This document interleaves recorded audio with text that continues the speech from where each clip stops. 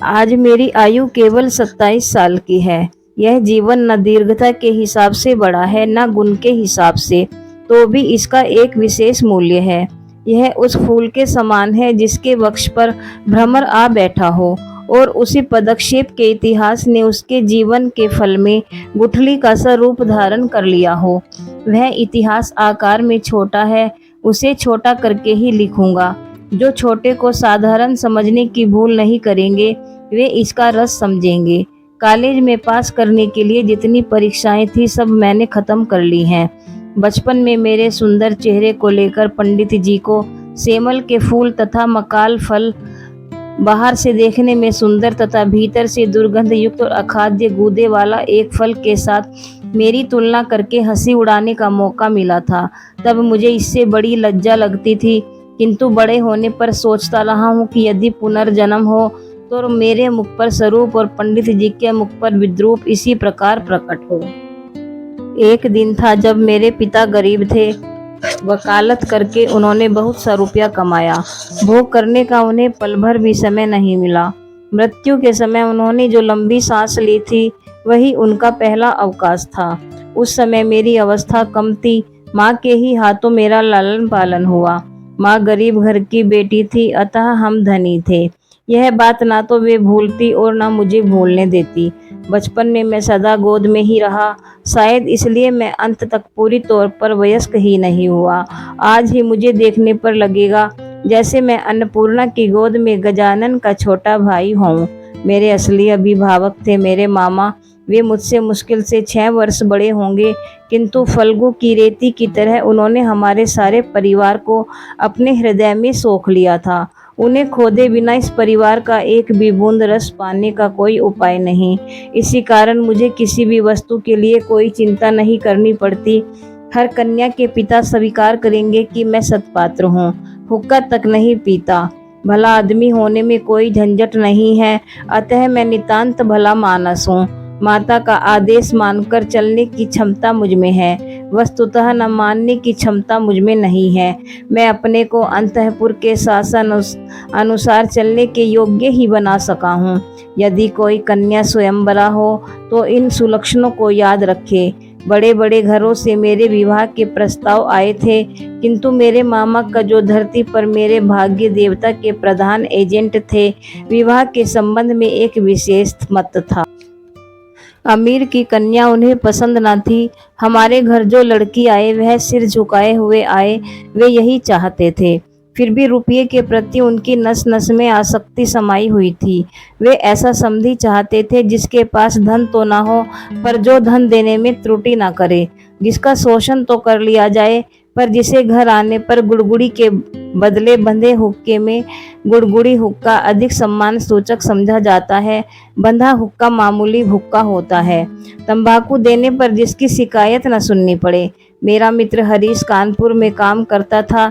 छुट्टियों में उसने कलकत्ता आकर मेरा मन चंचल कर दिया। बोला, सुनो जी, अगर लड़की की बात हो तो एक अच्छी खासी लड़की है। कुछ दिन पहले ही एमए पास किया था। सामने जितनी दूर तक दृष्टि जाती छुट्टी धू धू कर रही थी। परीक्षा नहीं थी, उम्मीदवारी नहीं, नौकरी नहीं, अपनी जायदाद देखने की भी चिंता नहीं, शिक्षा भी नहीं, इच्छा भी नहीं। होने में भीतर माँ थी और बाहर मामा। इस अवकाश की मरुभूमि में मेरा हृदय उस समय विश्वव्यापी नारी रूप की मरीचिका देख रहा था। आकाश में उसकी दृष्टि थी, वायु में उसका निश्वास, तरु मरमर में उसकी रहस्यमयी बातें। ऐसे में ही हरीश आकर बोला, अगर लड़की की बात हो तो मेरा तनमन बसंत वायु से दोलायित बकुल वन की नवपल्लव राशि की भांति धूप छाह का पुट बनने लगा। हरीश आदमी था रसिक, रस उंडेलकर वर्णन करने की उसमें शक्ति थी और मेरा मन था त्रिशांत।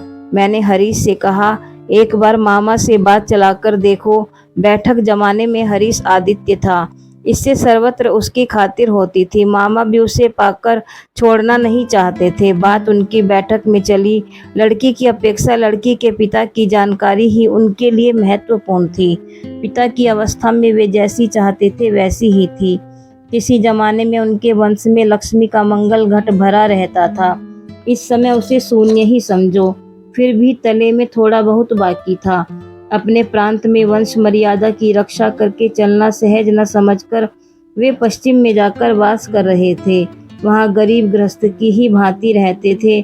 एक लड़की को छोड़कर उनके कोई और नहीं था। अतएव उसी के पीछे लक्ष्मी के घट को एकदम औंधा कर देने में हिचकिचाहट नहीं होगी। यह सब तो सुंदर था, किंतु लड़की की आयु 15 की है। यह सुनकर मामा का मन भारी हो गया। वंश में तो कोई दोष नहीं कोई दोष नहीं। पिता अपनी कन्या के योग्य वर कहीं भी न एक खोज पाए। एक तो वर की हाट में महंगाई थी, तिस पर धनुष भंग की शर्तें। अतः बाप सब्र किए बैठे हैं, किंतु कन्या की आयु सब्र नहीं करती। जो हो हरीश की सरस रचना में गुंथा मामा का मन नरम पड़ गया। विवाह का भूमिका भाग निर्विघ्न पूरा हो गया। कलकत्ता के बाहर बाकी जितनी दुनिया है सबको मामा अंडमान द्वीप के अंतर्गत ही समझते थे। जीवन में एक बार विशेष काम से वे कोन नगर तक गए थे। मामा यदि मनु होते तो वे अपनी संहिता में हावड़ा के पुल को पार करना एकदम निषेध कर देते। मन में इच्छा थी खुद जाकर लड़की देख आऊं, पर प्रस्ताव करने का साहस न कर सका। कन्या को आशीर्वाद देने, बंगालियों में विवाह पक्का करने के लिए एक रस्म होती है, जिसमें वर पक्ष के लोग कन्या को और कन्या पक्ष के लोग वर को आशीर्वाद देकर कोई आभूषण दे जाते हैं। जिनको भेजा गया वे हमारे विनू दादा थे, मेरे फुफेरे भाई। उनको मत, रुचि एवं दक्षता पर मैं 16 आने निर्भर कर सकता था। लौटकर विनू दादा ने कहा, बुरी नहीं है जी, असली सोना है। विनू दादा की भाषा अत्यंत संयत थी। जहाँ हम कहते थे अपूर्व, वहाँ वह कहते थे काम चलाऊ। अतएव मैं समझा मेरे भाग्य में पंचशर का प्रजापति से कोई विरोध नहीं है। कहना व्यर्थ है, विवाह के उपलक्ष्य में कन्या पक्ष को ही कलकत्ता आना पड़ा। कन्या के पिता शंभुनाथ बाबू हरीश पर कितना विश्वास करते थे, इसका प्रमाण यह था कि विवाह के 3 दिन पहले उन्होंने मुझे पहली बार देखा और आशीर्वाद की रस्म पूरी कर गए। उनकी अवस्था 40 के ही आसपास होगी। बाल काले थे, मूंछों का पकना अभी प्रारंभ ही हुआ था। रूपवान थे। भीड़ में देखने पर सबसे पहले उन्हीं पर नजर पड़ने लायक उनका चेहरा था। आशा करता हूँ कि मुझे देखकर वे खुश हुए। समझना कठिन था, क्योंकि वे अल्पभाषी थे। जो एक आध बात कहते भी थे, उसे मानो पूरा जोर देकर नहीं कहते थे। इसी बीच मामा का मुंह अबाध गति से चल रहा था। धन में, मान में हमारा स्थान शहर में किसी से कम नहीं था। वे नाना प्रकार से इसी प्रकार का प्रचार कर रहे थे। शंभुनाथ बाबू ने इस बात में बिल्कुल योग नहीं दिया। किसी भी प्रसंग में कोई हाँ या हूँ तक नहीं सुनाई पड़ी।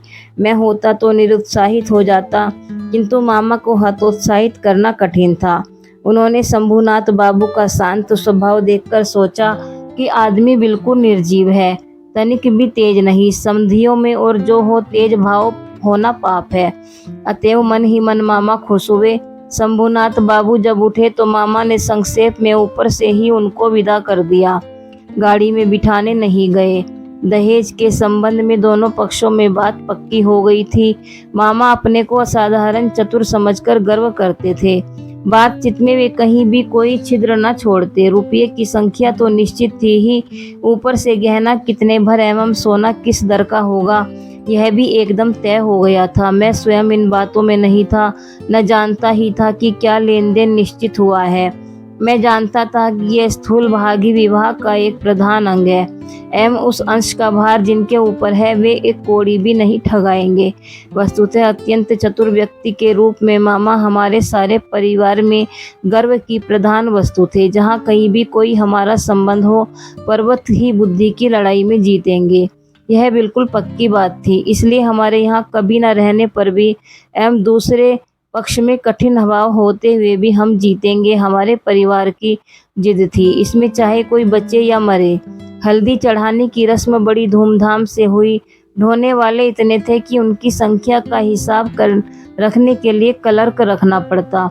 उनको विदा करने में अवर पक्ष का जो नाको दम होगा उसको स्मरण करके मामा के साथ स्वर मिलाकर माँ खूब हंसी। बैंड, शहनाई, फैंसी कंसर्ट आदि जहाँ जितने प्रकार की जोरदार आवाजें थी, सबको एक साथ मिलाकर बर्बर कोलाहल रूपी मस्त हाथी द्वारा संगीत सरस्वती के पार्विन को दलित विदलित करता हुआ मैं विवाह के घर में जा पहुंचा। अंगूठी, हार, जरी जवाहरात से मेरा शरीर ऐसा लग रहा था जैसे गहने की दुकान नीलाम पर चढ़ी हो। उनके भाभी जामाता का मूल्य कितना था, यह जैसे कुछ मात्रा में सर्वांग में स्पष्ट रूप से लिखकर भाभी ससुर के साथ मुकाबला करने चला था। मामा विवाह के घर पहुंचकर प्रसन्न नहीं हुए। एक तो आंगन में बारातियों के बैठने के लायक जगह नहीं थी, इस पर संपूर्ण आयोजन एकदम साधारण ढंग का था। ऊपर से शंभुनाथ बाबू का व्यवहार भी निहायत ठंडा था। उनकी विनय अजस्त्र नहीं थी, मुंह में शब्द ही न थे। बैठे गले बंजी खोपड़ी कृष्णवर्ण एवं स्थूल शरीर वाले उनके एक वकील मित्र यदि कमर में चादर बांधे बराबर हाथ जोड़े सिर हिलाते हुए नम्रतापूर्ण स्मित हास्य और गदगद वचनों से कंसर्ट पार्टी के करताल बजाने वाले से लेकर वरकर्ता तक प्रत्येक को बार बार प्रचुर मात्रा में अभिषिक्त न कर देते तो शुरू में ही मामला इस पार या उस पार हो जाता। मेरे सभा में बैठने के कुछ देर बाद ही मामा शंभुनाथ बाबू को बगल के कमरे में बुला लिए गए। पता नहीं क्या बातें हुई, कुछ देर बाद ही शंभुनाथ बाबू ने आकर मुझसे कहा, लाला जी जरा इधर तो आइए। मामला यह था, सभी का ना हो किंतु किसी किसी मनुष्य का जीवन में कोई एक लक्ष्य रहता है। मामा का एकमात्र लक्ष्य था, वे किसी भी प्रकार किसी से ठगे नहीं जाएंगे। उन्हें डर था कि उनके समधी उन्हें गहनों में धोखा दे सकते हैं। विवाह कार्य समाप्त हो जाने पर उस धोखे का कोई प्रतिकार न हो सकेगा। घर किराया, सौगात, लोगों की विदाई आदि के विषय में जिस प्रकार की खींचातानी का परिचय मिला, उससे मामा ने निश्चय किया था लेने देने के संबंध में इस आदमी की केवल जवानी बात पर निर्भर रहने से काम न चलेगा। इसी कारण घर के सुनार तक को साथ लाए थे। बगल के कमरे में जाकर देखा, मामा एक कुर्सी पर बैठे थे, एक सुनार अपनी तराजू बाट और कसौटी आदि के लिए जमीन पर। शंभुनाथ बाबू ने मुझसे कहा, तुम्हारे मामा कहते हैं कि विवाह कार्य शुरू होने के पहले ही वे कन्या के सारे गहने जचवा देखेंगे, इसमें तुम्हारी क्या राय है? मैं सिर नीचा किया चुप रहा। मामा बोले, वह क्या कहेगा, मैं जो कहूँगा वही होगा। शंभुनाथ बाबू ने मेरी ओर देखकर कहा, तो फिर यही तय रहा, ये जो कहेंगे वही होगा। इस संबंध में तुम्हें कुछ नहीं कहना है? मैंने जरा गर्दन हिलाकर इशारे से बताया, इन सब बातों में मेरा बिल्कुल भी अधिकार नहीं है। अच्छा तो बैठो, लड़की के शरीर से सारा गहना उतार कर लाता हूँ। यह कहते हुए वे उठे। मामा बोले, अनुपम यहाँ क्या करेगा? वह सभा में जाकर बैठे। शंभुनाथ बोले, नहीं, सभा में नहीं, यहीं बैठना होगा। कुछ देर बाद उन्होंने एक अंगोछे में बंधे गहने लाकर चौकी के ऊपर बिछा दिए। सारे गहने उनकी पितामही के जमाने के थे। नए फैशन का बारीक काम न था, जैसा मोटा था वैसा ही भारी था। सुनार ने हाथ में गहने उठाकर कहा, इन्हें क्या देखूं, इसमें कोई मिलावट नहीं है, ऐसे सोने का आजकल व्यवहार ही नहीं होता। यह कहते हुए उसने मकर के मुंह वाला मोटा एक बाला कुछ दबाकर दिखाया। वह टेढ़ा हो जाता था। मामा ने उसी समय नोटबुक में गहनों की सूची बना ली, कहीं जो दिखाया गया था उसमें से कुछ कम ना हो जाए। हिसाब करके देखा, गहना जिस मात्रा में देने की बात थी, इनकी संख्या दर एवं तोल उससे अधिक थी। गहनों में एक जोड़ा इयररिंग था। शंभुनाथ ने उसको सुनार के हाथ में देकर कहा, जरा इसकी परीक्षा करके देखो।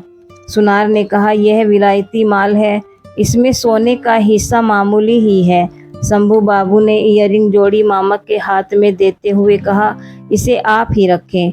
मामा ने उसे हाथ में लेकर देखा। यही इयररिंग कन्या को देकर उन्होंने आशीर्वाद की रस्म पूरी की थी। मामा का चेहरा लाल उठा। दरिद्र उनको ठगना चाहेगा, किंतु वे ठगे नहीं जाएंगे। इस आनंद प्राप्ति से वंचित रह गए एवं इसके अतिरिक्त कुछ ऊपरी प्राप्ति भी हुई। मुंह अत्यंत भारी करके बोले, अनुपम जाओ, तुम सभा में जाकर बैठो। शंभुनाथ बाबू बोले, नहीं, अब सभा में बैठना नहीं होगा, चलिए पहले आप लोगों को खिला दो। मामा बोले, यह क्या कह रहे हैं लग्न? शंभुनाथ बाबू ने कहा, उसके लिए चिंता न करे, अभी उठिए। आदमी निहायत भला मानस था, किंतु अंदर से कुछ ज्यादा हठी प्रतीत हुआ। मामा को उठना पड़ा। बारातियों का भी भोजन हो गया। आयोजन में आडंबर नहीं था, किंतु रसोई अच्छी बनी थी और सब कुछ साफ सुथरा, इससे सभी तृप्त हो गए। बारातियों का भोजन समाप्त होने पर शंभुनाथ बाबू ने मुझसे खाने को कहा। मामा ने कहा, यह क्या कह रहे हैं? विवाह के पहले वर कैसे भोजन करेगा? इस संबंध में वे मामा के व्यक्त किए गए मत की पूर्ण उपेक्षा करके मेरी ओर देखकर बोले, तुम क्या कहते हो? भोजन के लिए बैठने में कोई दोष है? मूर्तिमती मात्र आज्ञा स्वरूप मामा उपस्थित थे। उनके विरुद्ध चलना मेरे लिए असंभव था। मैं भोजन के लिए न बैठ सका। तब शंभुनाथ बाबू ने मामा से कहा, आप लोगों को बहुत कष्ट दिया है। हम लोग धनी नहीं हैं। आप लोगों के योग्य व्यवस्था नहीं कर सके। क्षमा करेंगे, रात हो गई है। आप लोगों का कष्ट और नहीं बढ़ाना चाहता। तो फिर इस समय मामा बोले, तो सभा में चलिए, हम तो तैयार हैं। शंभुनाथ बोले, तब आपकी गाड़ी बुलवा दूं? मामा ने आश्चर्य से कहा, मजाक कर रहे हैं क्या? शंभुनाथ ने कहा, मजाक तो आप ही कर चुके हैं। मजाक के संपर्क को स्थायी करने की मेरी इच्छा नहीं है। मामा दोनों आंखें विस्फारित किए अवाक रह गए। शंभुनाथ ने कहा, अपनी कन्या का गहना मैं चुरा लूंगा। जो यह बात सोचता है उसके हाथों में कन्या मैं नहीं दे सकता। मुझसे एक शब्द कहना भी उन्होंने आवश्यक नहीं समझा। कारण प्रमाणित हो गया था, मैं कुछ भी नहीं था। उसके बाद जो हुआ उसे कहने की इच्छा नहीं होती। झाड़ू फानूस तोड़ फोड़ कर चीज वस्तु को नष्ट भ्रष्ट करके बारातियों का दल दक्ष यज्ञ का नाटक पूरा करके बाहर चला आया।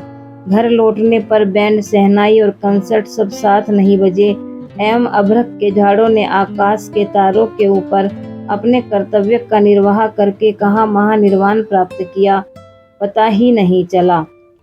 घर के सब लोग क्रोध से आग बबूला हो गए। कन्या के पिता को इतना घमंड कलयुग पूर्ण रूप से आ गया है। सब बोले, देखे लड़की का विवाह कैसे करते हैं, किंतु लड़की का विवाह नहीं होगा, यह भय जिसके मन में ना हो उसको दंड देने का क्या उपाय है? बंगाल भर में मैं ही एकमात्र पुरुष था जिसको स्वयं कन्या के पिता ने जनवासी से लौटा दिया था। इतने बड़े सत्पात्र के माथे पर कलंक का इतना बड़ा दाग किस दुष्ट ग्रह ने इतना प्रचार करके गाजे बाजे से समारोह करके आंक दिया। बाराती यह कहते हुए माथा पीटने लगे कि विवाह नहीं हुआ, लेकिन हमको धोखा देकर खिला दिया। संपूर्ण अन्न सहित पकवासे निकालकर वहां फेंकाते तो अफसोस मिटता। विवाह के वचन भंग का ही और मानहानि का दावा करूंगा, कहकर मामा घूम घूम कर खूब शोर मचाने लगे। हितैषियों ने समझा दिया कि ऐसा करने से जो तमाशा बाकी रह गया है वह भी पूरा हो जाएगा। कहना व्यर्थ है, मैं भी खूब क्रोधित हुआ था। किसी प्रकार शंभुनाथ बुरी तरह हार कर मेरे पैरों पर आ गिरे। मूंछों की रेखा पर ताव देते देते केवल यही कामना करने लगा, किंतु इस आक्रोश की काली धारा के समीप एक स्रोत बह रहा था जिसका रंग बिल्कुल भी काला नहीं था। संपूर्ण मन उस अपरिचित की ओर दौड़ गया। अभी तक उसे किसी भी प्रकार वापस नहीं मोड़ सका। दीवार की आड़ में रह गया। उसके माथे पर चंदन चर्चित था, देह पर लाल साड़ी, चेहरे पर लज्जा की ललाई। हृदय में क्या था यह मैं कैसे कह सकता हूँ। मेरे कल्पलोक की कल्पलता वसंत के समस्त फूलों का भार मुझे निवेदित कर देने के लिए झुक पड़ी थी। हवा आ रही थी, सुगंध मिल रही थी, पत्तों का शब्द सुन रहा था। केवल एक पग बढ़ाने की देर थी। इसी बीच वह पग भर की दूरी क्षण भर में असीम हो गई। इतने दिनों तक रोज शाम को मैंने विनू दादा के घर जाकर उनको परेशान कर डाला था।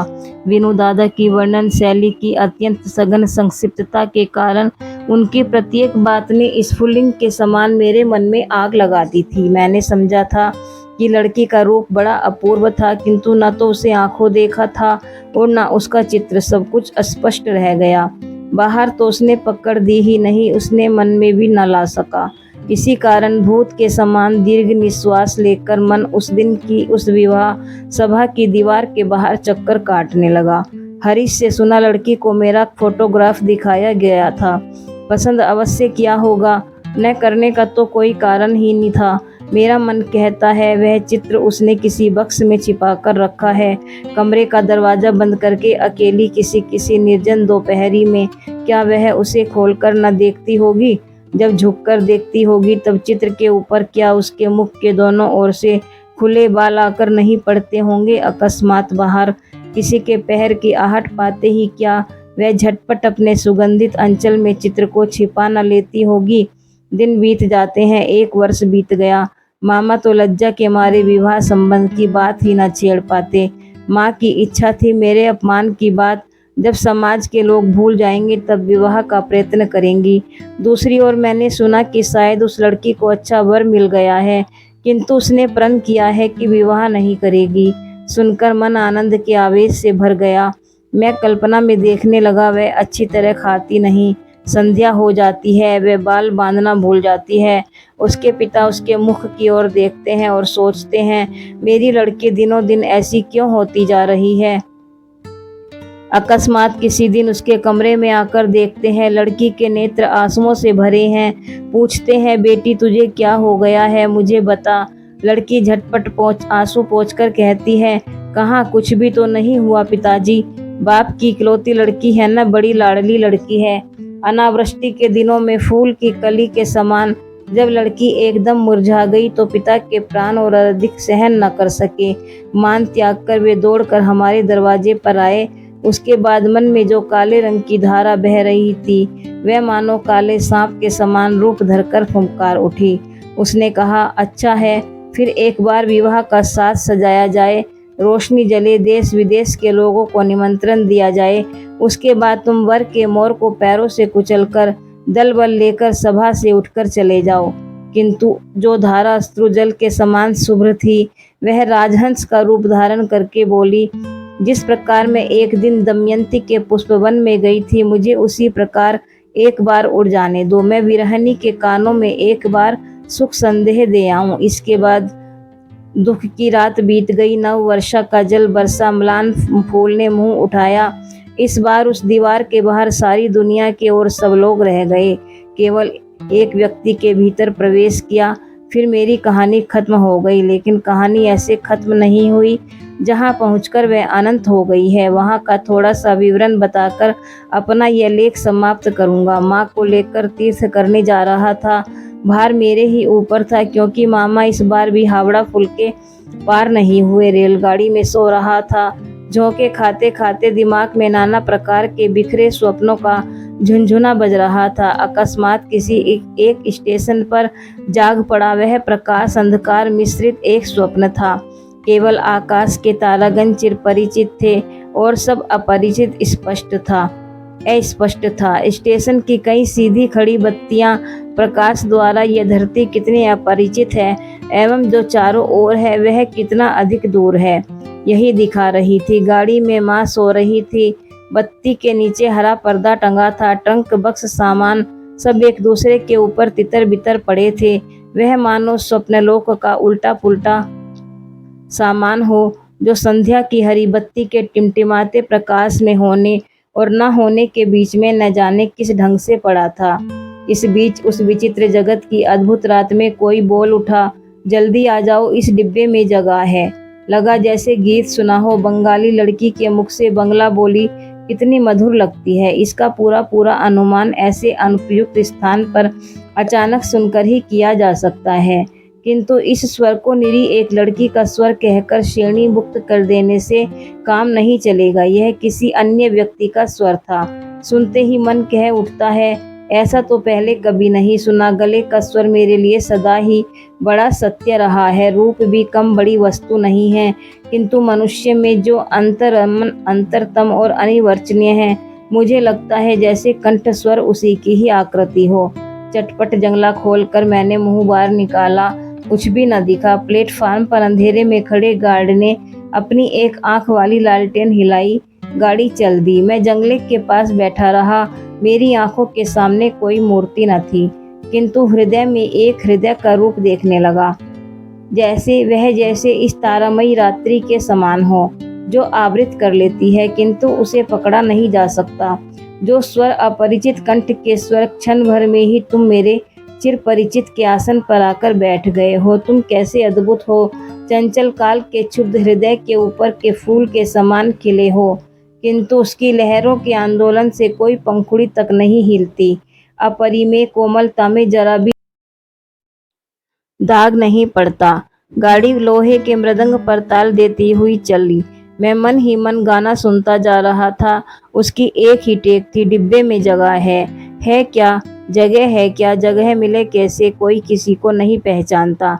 साथ ही यह न पहचानना मात्र कोहरा है, माया है, उसके छिन्न होते ही फिर परिचय का अंत नहीं होता। ओ सुधामय स्वर, जिस हृदय के तुम अद्भुत रूप हो, वह क्या मेरा चिर परिचित नहीं है।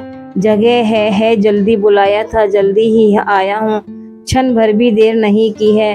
रात में ठीक से नींद नहीं आई, प्राय हर स्टेशन पर एक बार मुंह निकाल कर देखता।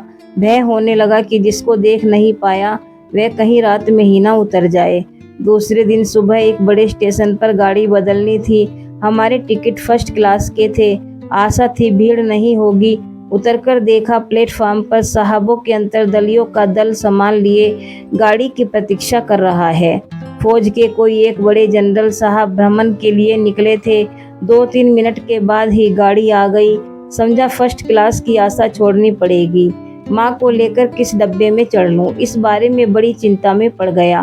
पूरी गाड़ी में भीड़ थी, दरवाजे दरवाजे झांकता हुआ घूमने लगा।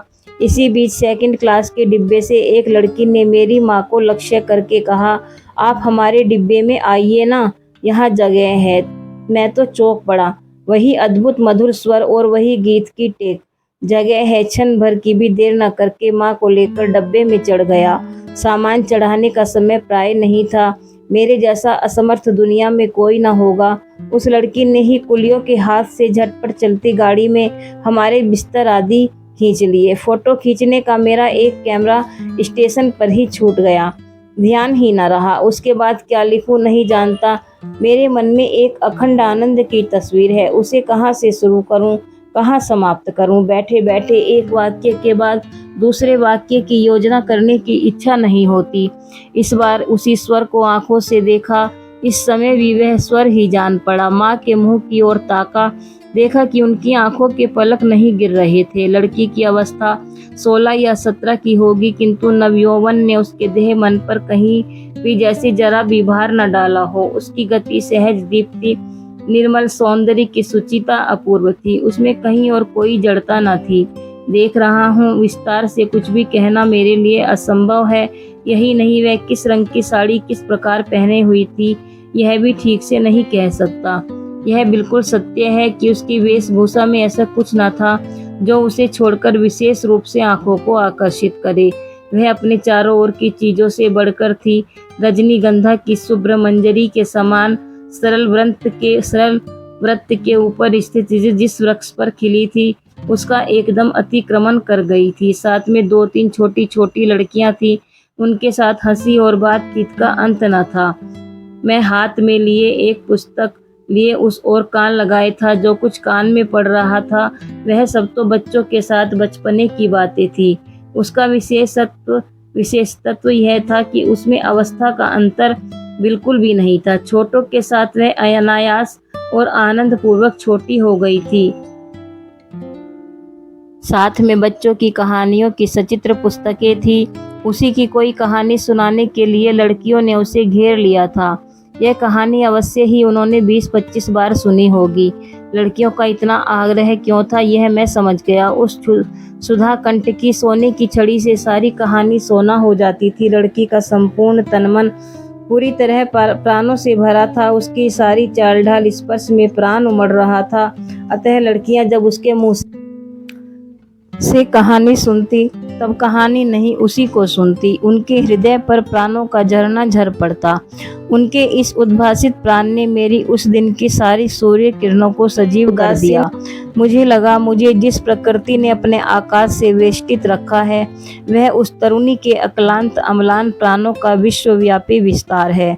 दूसरे स्टेशन पर पहुंचते ही उसने खोमचे वाले को बुलाकर काफी सी दाल मोठ खरीदी और लड़कियों के साथ मिलकर बिल्कुल बच्चों के समान कलहास्य करते हुए निसंकोच भाव से खाने लगी। मेरी प्रकृति तो जाल से घिरी हुई थी। क्यों मैं अत्यंत सहज भाव से उस हंसमुख लड़की से एक मुट्ठी दाल मोठ न मांग सका। हाथ बढ़ाकर अपना लोभ क्यों न स्वीकार किया। माँ और अच्छा और बुरा लगने के बीच दुचित्ती हो रही थी। डिब्बे में मैं ही हूँ मर्द, तो भी इसे कोई संकोच नहीं। खासकर वह इस लोभ की भांति खा रही थी। यह बात उनको पसंद नहीं आ रही थी और उसे बेहया कहने का भी उन्हें भ्रम न हुआ। उन्हें लगा इस लड़की की अवस्था हो गई है, किंतु शिक्षा नहीं मिली। माँ एकाएक किसी से बातचीत नहीं कर पाती, लोगों के साथ दूर दूर रहने का ही उनको अभ्यास था। इस लड़की का परिचय प्राप्त करने की उनको बड़ी इच्छा थी, किंतु स्वाभाविक बाधा नहीं मिटा पा रही थी। इसी समय गाड़ी एक बड़े स्टेशन पर आकर रुक गई। उन जनरल साहब के साथियों का एक दल इस स्टेशन से चढ़ने का प्रयत्न कर रहा था। गाड़ी में कहीं जगह न थी। कई बार वे हमारे डिब्बे के सामने से निकले। माँ तो भय के मारे जड़ हो गई। मैं भी मन में शांति का अनुभव नहीं कर रहा था। गाड़ी छूटने के थोड़ी देर पहले एक देसी रेल कर्मचारी ने डिब्बों की 2 बेंचों के सिरे पर नाम लिखे हुए देखे। 2 टिकट लटकाकर मुझसे कहा, इस डिब्बे की ये 2 बेंचें पहले से ही 2 साहबों ने रिजर्व करा रखी हैं। आप लोगों को दूसरे डिब्बे में जाना होगा। मैं तो झटपट घबराकर खड़ा हो गया। लड़की हिंदी में बोली, नहीं, हम डिब्बा नहीं छोड़ेंगे। उस आदमी ने जिद करते हुए कहा, बिना छोड़े कोई चारा नहीं। किंतु लड़की के उतरने की इच्छा का कोई लक्षण न देखकर वह उतरकर अंग्रेज स्टेशन मास्टर को बुला लाया। उसने आकर मुझसे कहा, मुझे खेद है, किंतु सुनकर मैंने कुली कुली की पुकार लगाई। लड़की ने उठकर दोनों आंखों से आग बरसाते हुए कहा, नहीं, आप नहीं जा सकते, जैसे हैं बैठे रहिए। यह कहकर उसने दरवाजे के पास खड़े होकर स्टेशन मास्टर से अंग्रेजी में कहा, यह डिब्बा पहले से रिजर्व है, यह बात झूठ है। यह कहकर उसने नाम लिखे टिकटों को खोलकर प्लेटफार्म पर फेंक दिया। इस बीच में वर्दी पहने साहब अर्दली के साथ दरवाजे के पास आकर खड़ा हो गया था। डिब्बे में अपना सामान चढ़ाने के लिए पहले इसने अर्दली को इशारा किया था। उसके पश्चात लड़की के मुंह की ओर देखकर, उसकी बात सुनकर, मुख मुद्रा देखकर स्टेशन मास्टर को थोड़ा छुपा और उसको ओट में ले जाकर पता नहीं क्या कहा। देखा गया गाड़ी छूटने का समय बीत चुकने पर भी और एक डिब्बा जोड़ा गया। तब कहीं ट्रेन छूटी। लड़की ने अपना दलबल लेकर फिर दोबारा दालमोट खाना शुरू कर दिया और मैं शर्म के मारे जंगले के बाहर मुंह निकालकर प्रकृति की शोभा देखने लगा। गाड़ी कानपुर में आकर रुकी। लड़की सामान बांधकर तैयार थी। स्टेशन पर एक बंगाली नौकर उनको उतारने का प्रयत्न करने लगा। तब फिर माँ से न रहा गया। पूछा, तुम्हारा नाम क्या है बेटी? लड़की बोली, मेरा नाम कल्याणी है।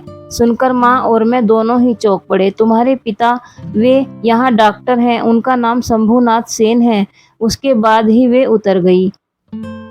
उपसंहार। मामा के निषेध को अमान्य करके माता की आज्ञा ठकुराकर मैं अब कानपुर आ गया हूँ। कल्याणी के पिता और कल्याणी से भेंट हुई है। हाथ जोड़े हैं, सिर झुकाया है। शंभुनाथ बाबू का हृदय पिघला है। कल्याणी कहती है, मैं विवाह नहीं करूंगी। मैंने पूछा, क्यों?